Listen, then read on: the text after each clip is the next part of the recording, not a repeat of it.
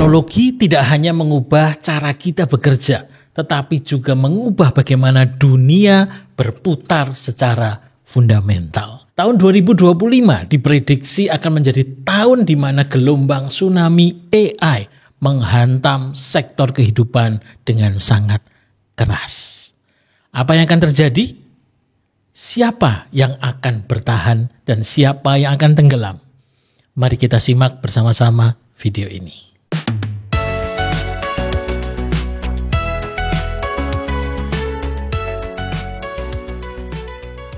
Pertama, mari kita pahami apa yang dimaksud dengan gelombang tsunami AI.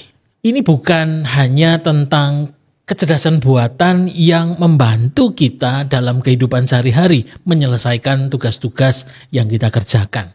Tapi ini tentang Artificial Narrow Intelligence atau ANI, atau juga tentang Artificial General Intelligence atau AGI, atau juga bahkan Artificial Super Intelligence atau ASI. ANI adalah AI yang sudah kita kenal sekarang, seperti asisten virtual, sistem yang merekomendasikan untuk pekerjaan kita, dan lain-lain. AGI atau AGI adalah AI yang memiliki kecerdasan setara manusia, mampu berpikir dan belajar seperti kita, yang sebentar lagi akan muncul. ASI adalah Artificial Super Intelligence yang menandingi kecerdasan manusia hampir di semua bidang. Pada tahun 2025 kita melihat percepatan yang besar menuju AGI dan ASI. Dimulai dengan lahirnya chip kuantum komputer yang namanya Willow dari Google pada akhir 2024. Chip yang mampu melakukan komputasi yang sebelumnya membutuhkan waktu 10 septillion tahun atau 1/0.25 begitu ya, hanya dalam waktu 5 menit, yang lama jadi sangat pendek. Atau juga kelahiran chip dari Nvidia, GPU yang terbaru dengan arsitektur Blackwell, yang disebut-sebut revolusi terbesar dalam grafis komputer sejak 25 tahun terakhir, yaitu Nvidia RTX 50 series. Pada Januari 2025 di Consumer Electronics Show atau CES di Las Vegas, panggung utama untuk inovasi teknologi terutama untuk AI. Acara CES ini dihadiri oleh 138.000 orang dari 161 negara dan 4.500 eksibitor termasuk startup, ribuan startup, perusahaan-perusahaan yang memamerkan teknologi-teknologi terkini di dunia ini. Nvidia, Samsung, AMD, Intel, Sony, dan masih banyak lagi. Semua berlomba-lomba memamerkan teknologi mereka. Dan yang menarik, ternyata AI sudah melanda atau merambah semua kehidupan, semua sisi kehidupan, seperti kata Profesor Andrew Ng ya dari Stanford University. Seperti listrik, semua AI menghidupkan berbagai macam alat, merambah di semua kehidupan manusia. Tema kali ini dalam CES adalah AI, Sustainability dan Mobility. Saat ini kita sudah melihat generatif AI yang mampu menciptakan konten, musik, video dengan kualitas yang luar biasa. Pada CES yang lalu, Jensen Huang, CEO dari Nvidia, bahkan menunjukkan bukan hanya generatif AI seperti hari ini, tetapi apa yang akan datang, what next dari generatif AI, yaitu agentic AI dan juga physical AI. Ditunjukkan juga AI pada mobil-mobil otonom ya, dan apa yang membuat keamanan lebih bagus, lebih efisien, dan bahkan flying car. Perusahaan otomotif dari China, XPeng, memperkenalkan mobil terbang modular ya, yang bisa dilipat dan disimpan di bagian belakang dari mobil listrik. Nah, dengan rencana produksi yang mulai 2026. Nah, inilah perkembangan tsunami AI. 2025 sudah dimulai dengan CES. Tapi tak ketinggalan juga di sisi kesehatan. Mulai AI merevolusi cara mendiagnosis penyakit, obat-obatan, sehingga seperti kata Mark Zuckerberg, tahun 2100 sudah tidak ada lagi penyakit yang tidak bisa disembuhkan. Luar biasa. Bagaimana dengan Indonesia? Ternyata Indonesia juga tidak ketinggalan dalam adopsi AI atau Artificial Intelligence atau kecerdasan buatan. Tahun 2024 tercatat pengguna AI di Indonesia mencapai 1,3 juta orang. Dan diproyeksikan akan meningkat menjadi 3,3 juta pada 2030. Ya, lebih dari 2 kali lipat. Kontribusi AI terhadap pertumbuhan PDB nasional diperkirakan mencapai 12%, setara dengan 366 miliar US dollar pada tahun 2030. Dan yang menarik, ternyata 92% pekerja kantoran di Indonesia sudah menggunakan AI. Ya, AI generatif di tempat kerja mereka. Lebih tinggi dari nilai rata-rata global yang hanya 75% atau Asia Pasifik yang hanya 83%.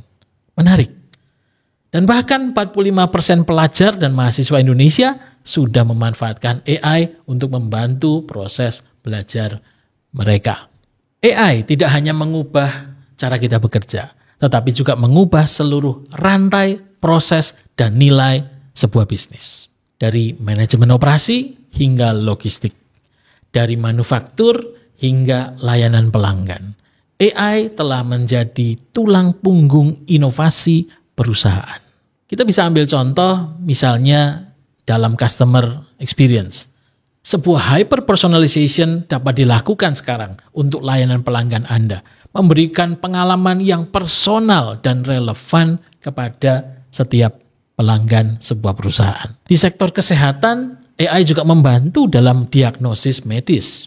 Walaupun keputusannya masih diambil oleh manusia. Dengan diagnosis ini dibantu AI, maka akan lebih akurat, tingkat akurasinya lebih tinggi ya, dibanding tidak melibatkan AI.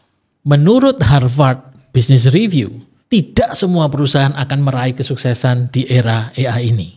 Ada 2 kelompok. Yang satu adalah early adopters dan yang kedua adalah fast follower. Early adopters adalah perusahaan yang cepat mengadopsi AI dan menyesuaikan proses bisnis mereka dengan mengadopsi AI tersebut. Mereka mengambil pasar dengan biaya operasional yang lebih rendah dan kinerja yang lebih baik. Sedangkan fast follower adalah perusahaan yang lambat mengadopsi AI. Mereka akan menghadapi tantangan besar dalam kemungkinan-kemungkinan yang serba tidak menentu ke depan. Dan mereka akan kesulitan mengejar ketertinggalan dari kompetitornya yang menggunakan AI. Pesan yang jelas dari hal ini adalah winners takes all.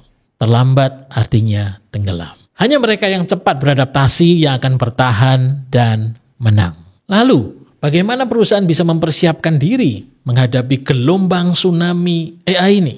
Perusahaan haruslah mengadopsi kerangka kerja AI-driven company yang menekankan 3 elemen utama. Elemen yang pertama adalah mindset. Setiap orang dalam perusahaan harus memiliki mindset yang adaptif dan agile untuk merespon perubahan dengan cepat. Mindset adalah permulaan yang sangat-sangat krusial. Yang kedua adalah toolset.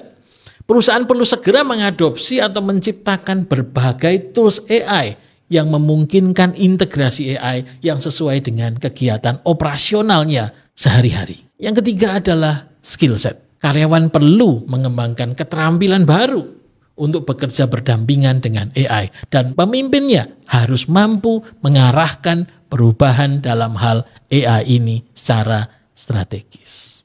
Tahun 2025 bukanlah akhir, melainkan awal dari era baru di mana AI dan manusia akan bekerja bersama untuk menciptakan a better world, dunia yang lebih baik.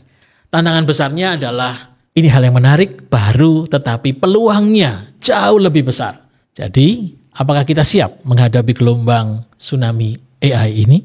Jawabannya ada di tangan kita. Di tangan Anda, di tangan perusahaan Anda, di tangan para pemimpin yang mendengarkan, yang melihat video ini. Mari kita mulai beradaptasi, berinovasi, dan bertransformasi menuju masa depan yang cerah. Terima kasih telah mengikuti video ini, telah menyaksikan video ini, dan jangan lupa like, share, dan subscribe di channel kami untuk mendapatkan berita-berita, mendapatkan informasi yang terus menarik untuk pengembangan bisnis kita bersama. Sampai jumpa di video selanjutnya. Salam.